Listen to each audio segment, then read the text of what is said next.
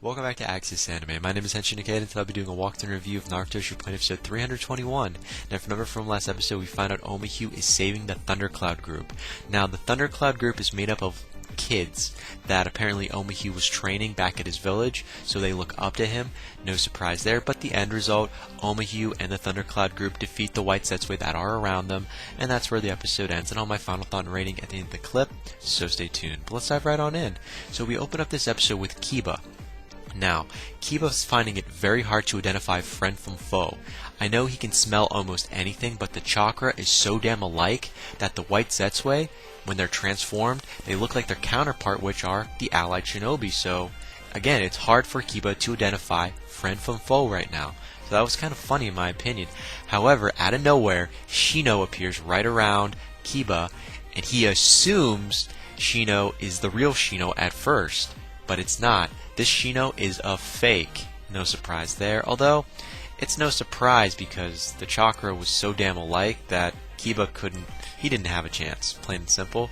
Now, the same thing is happening to Shakamaru as well. He's also being attacked by the White Setsui. They're dressed up to look like the allied shinobi, so everyone's getting a little taste of that, so all around, no surprise there.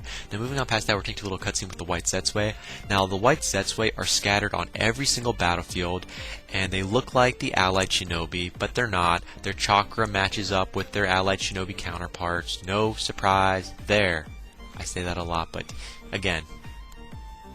Anyways, the White Setsui blend in very well, plain and simple. So moving on past that, we're taking a little cutscene with the allied shinobi headquarters. Now, apparently the allied shinobi headquarters has detected Madara in a little unit made up of former Jinkai users, which are now reanimated. Yeah, didn't see that coming. And apparently one of the reanimated shinobi is the fourth Mezakage. If I pronounce that wrong, bite me. Again, it's the fourth Mezakage. And among the fourth Mezakage, there are also other Jinkai users. And again, being led by Madara? I didn't see that coming. Like, wait a minute. Okay, so now that's Madara. Now it's been confirmed. That's Madara. Sorry, no. But I'll get to that later on. And again, that's where we open up with. Moving on past that, we're taking a little cutscene with Naruto and Killer Bee. Now, they are confirming that all of the Naruto clones are finally on each different battlefield in the front line. So, all of Naruto's clones are finally in the front lines, are on each different battlefield. And it's kind of intense because I'm like, this is Naruto. I know he was able to have multiple clones, but be able to have multiple clones in this particular form is definitely amazing. And again, every single battlefield in the front lines. Wow. Yeah, I praised Naruto. There you go. You had your 5, 6, 7, 8, 9, 10 seconds of fame. I kept counting. That was kind of funny. But anyways, Naruto's everywhere, plain and simple. But you know what? Omihyu in the last episode was able to take out Naruto by accident just with one little technique, so that's not saying much. I'm just putting that out there. Anyways, moving on past that, we find out Naruto saves Hinata. Now, I have no idea if this Naruto is a clone or if he's the real deal, but suffice to say, Naruto, he saves Hinata, and it's a cute moment. I like it. But, you know, that was short-lived because we're taking a little cutscene with Mu. Now, Mu was not sealed. Only part of Mu was sealed. He was able to transfer himself into a copy, and he was walking about, and he ends up summoning another player, another reanimated shinobi. But we don't know just yet. I'll get to that later on. But again, Mu is still alive. Well, reanimated, but he's still walking about. Only part of him. He's not as strong as he would have been because he's now half of what he used to be, of course. But still, he summons a random new player who's a reanimated shinobi. But I'll get to that later on. But moving on past that, we're taking a little cutscene with Naruto. Now we're going back to Hinata. Apparently, Hinata is seen putting herself down because she's not really talking to Naruto because obviously she doesn't have the balls to talk to Naruto. But in her head, she's basically telling herself, you know, everyone's helping Naruto. We're all out here. And still, Naruto, he's doing everything. You know, she keeps putting herself down, plain and simple. And Naruto turns around, and it's like he was reading Hinata's mind. And he's like, don't do this to yourself. Look how far you've come. Look what you've done. Look what you have achieved. And it was just an emotional, cute moment, but it really didn't go anywhere. And that's what pissed me off, because it could have gone somewhere. But it didn't. And that pissed me off. Come on, we need a Naruto and Hinata moment. A really juicy one that's going to go somewhere. But we were robbed. Plain and simple. So moving on past that, we're taking a little cutscene with Kakashi and Sai. Finally, we get to see some of them.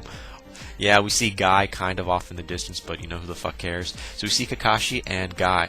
Well, Kakashi and Sai. Guy's kind of off in the distance, like I said. And we see Sukezan.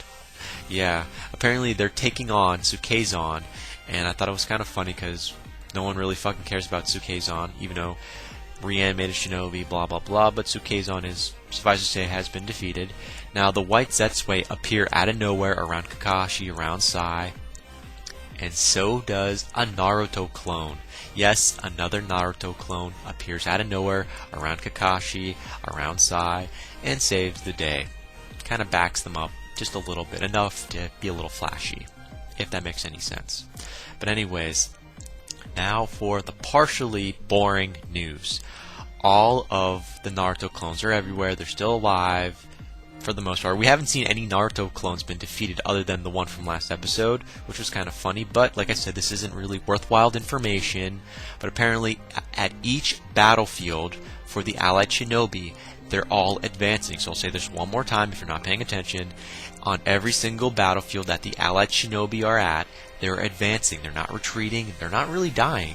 Thanks to Naruto and all of his clones, the war is actually progressing in a positive way for the allied shinobi, because now the white Zetsui are being picked off one by one. You see what I just did there? Now you know where I was going with that. Yeah, see, it does pay to... No, it doesn't. It doesn't pay to listen. Anyways, moving on past that, we're taking to a little cutscene with Mu and Madara. I'm like, wait a minute. So, Mu ended up summoning Madara? Oh, wait a minute. So, the allied shinobi at their headquarters basically told everyone Madara was leading a little unit of Jinkai users and whatnot. And now we see Mu, who has summoned Madara in a different location. So now we've got two Madaras, one that's been confirmed by the headquarters, which is now faulty, it's not the truth. So this is where we're at. Mu summoned the real Madara. So Mu was the one that summoned the real Madara. However, Mu is not at his full strength anymore. He's only half as strong, so he's not really... No one really cares about him. However, Madara has been summoned, and he's a reanimated shinobi by Mu. But wait, what about the other guy? I'll get to that in a second. But anyways, Mu and Madara are right in front of Gaara's unit. Yeah, they're with in the sands. I can't wait to see where that's going to take us. However, at the end of the episode, we're taking a little cutscene. And I'm not going to describe it too much, but suffice to say, the man behind the mask leading the reanimated shinobis that were all Jinkais is not Madara. And that's where the episode ends. As for my final thoughts, okay, well, first of all, if the real Madara was summoned by Mu, who is the Madara that's leading the Jinkai and the fourth Mazakage? Is it Toby? I read some of the manga, but I don't want to say too much. But anime-wise, I have no idea. Manga-wise, I have a pretty damn good idea, but I don't want to wreck it. But I just did. That was my spoiler. I'm pretty sure it might be Toby. I might be wrong. It's been a while since I read that chapter. But we'll see. But moving on past that, one more final thought. Hinata and Naruto. What the fuck? Come on. We need a good cute moment here, people. And that is it for my final thoughts. As per my rating, 3 out of 5. It was a decent episode. We saw a lot of characters, I guess, mutual. It wasn't really a filler, it was progression. I look at this episode as progression. No real new information other than Madara. Madara finally enters the scene. He finally enters the field, at least in one place. I love the confusion, but again, final rating, 3 out of 5. That is it for my walkthrough and review of Naruto Shippuden episode 321. Definitely comment down below, let me know, thumbs up, thumbs down, definitely subscribe, check me out on Twitter, and follow me if you like. Let me know what you thought of this episode, and let me know what you think's going to happen in the next episode that's coming out. But again, guys, that is it for now, and I gotta hit the bricks, and I gotta go, and before I go, I gotta say it, and I always say it, you can't stop the access. Oh, did I say it wrong? I was trying to see if I caught you off guard there. Can't stop. Nah, I always say it. I'm waiting for someone. Come on, anyone here? Can't stop the access? but you can watch the feed. I'll see you later, guys. See, I had fun with that.